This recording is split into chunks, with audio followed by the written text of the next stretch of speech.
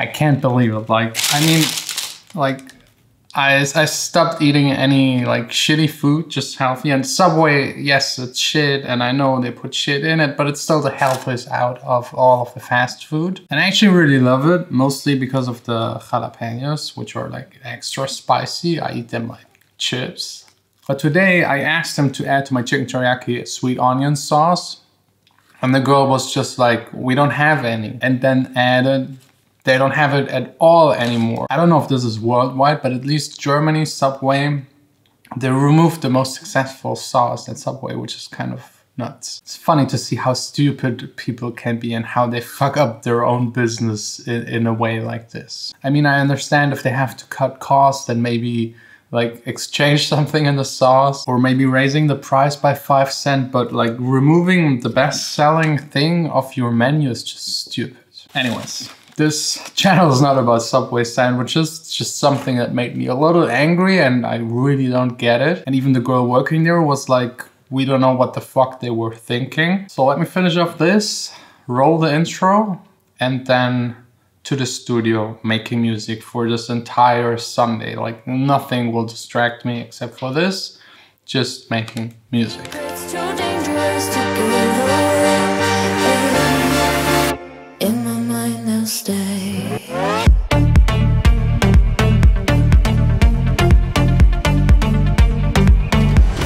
All done with making music for today. A great successful session. I've worked on a new instrumental for the album, sending it out to singer-songwriters to let them try and write something to it, then feedback back and forth.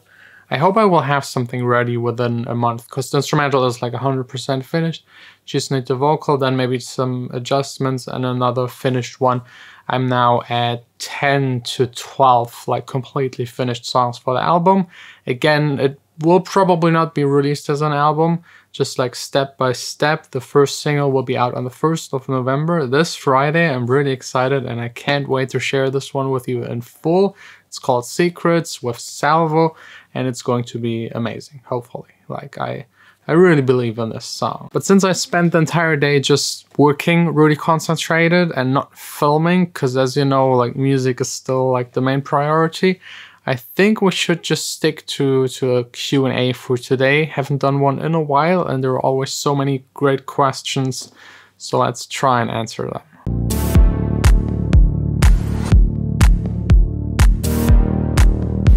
First up, do you get any specific plug that you prefer for compressing leads? To be honest, no, not really. I think any kind of compressor could help you to compress leads.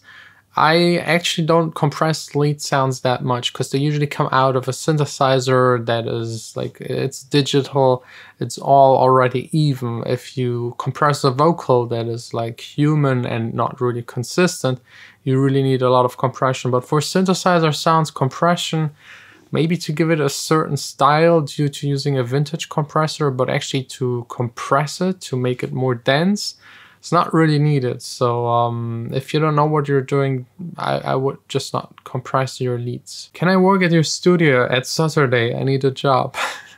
No, unfortunately not. I only need people that work here at least like 3 days per week. And at the moment, all of the spots for like half-time, full-time jobs are all occupied. But we're looking for interns. So if you want to learn something and work for free, because that's all we can offer at the moment, please just apply, use any of the emails down below in the description. What are your thoughts about headhunters quitting the DJ Mag Top 100? To be honest, I think it's partially done due to PR, like saying this, yeah, usually gives you attention. Laidback Luke did the same a year ago.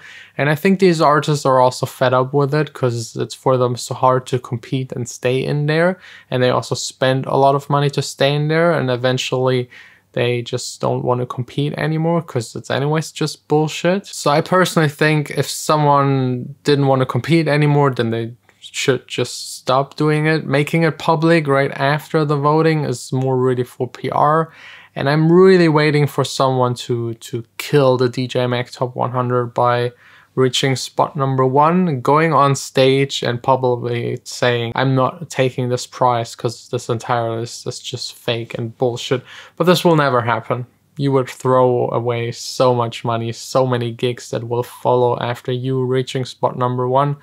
So yeah, I think it will stay. How to make it in techno? I think for techno specifically, I would go first making good music, of course. Once you have good songs that are unique, a little bit different than the rest, but still really good, I would approach labels because they are very important for this kind of music.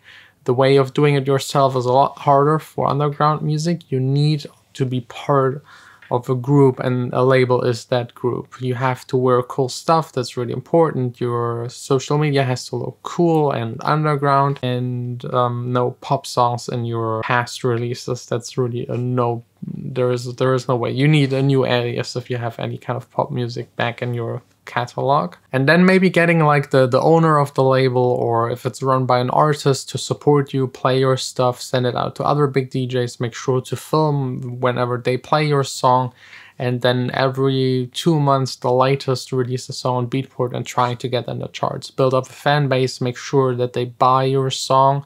I mean, with 50, 60, maybe 100 like bought songs within a week, you're already in the charts, and then just work your way up. It's like, the way is pretty simple, but pulling it off is a whole nother story. And most people don't even get there because their music is bad, and some do all of the other steps right, but still the music is bad and it doesn't lead them anywhere. Can I buy your studio for $0? I'm poor.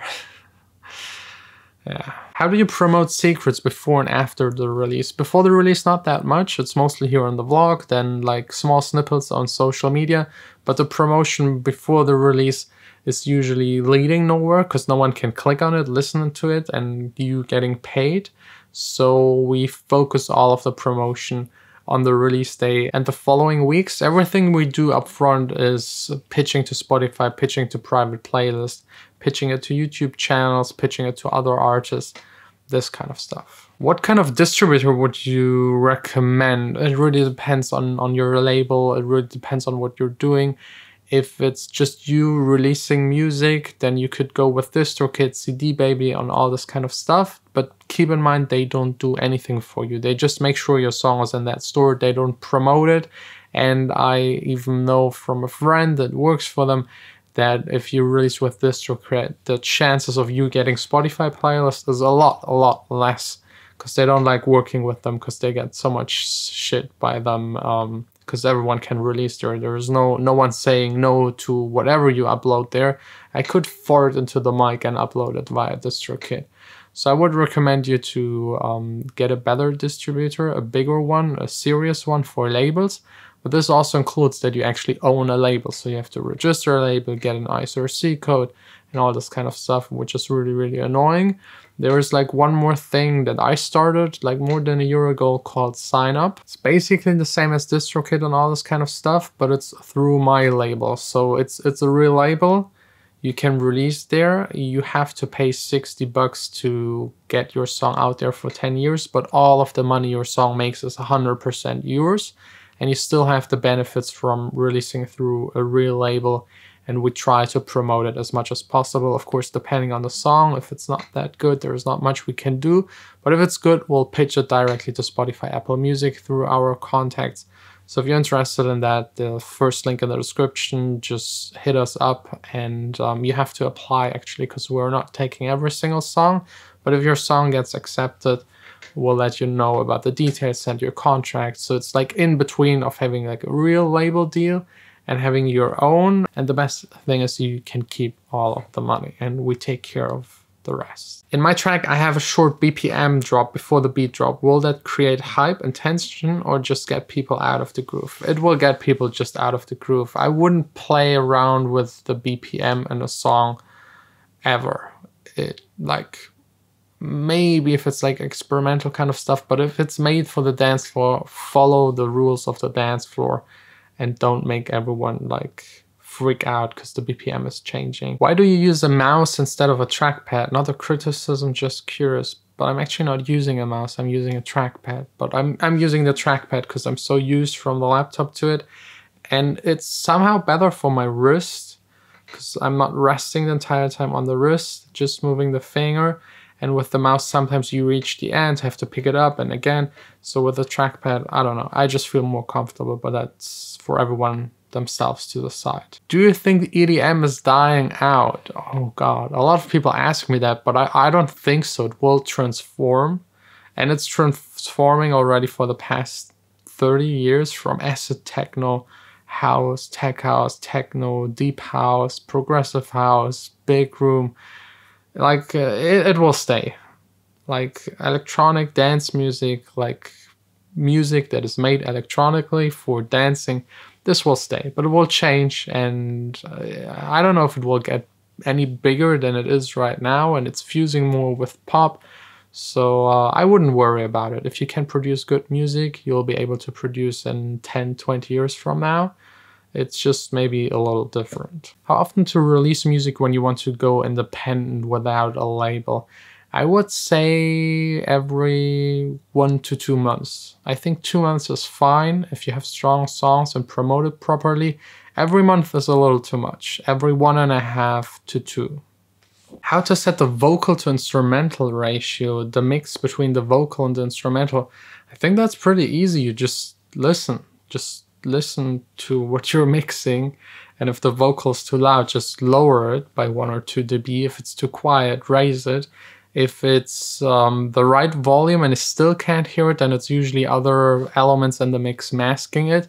Then try to EQ away a couple of frequencies in there. For example, if a guitar is playing same frequencies as the vocal, then lower the mid kind of frequencies to have more room for the vocal.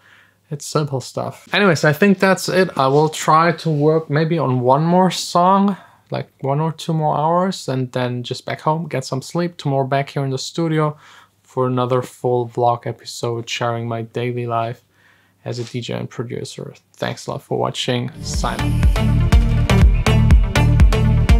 No secrets, no secrets. I could change it all, pull the trigger, but I don't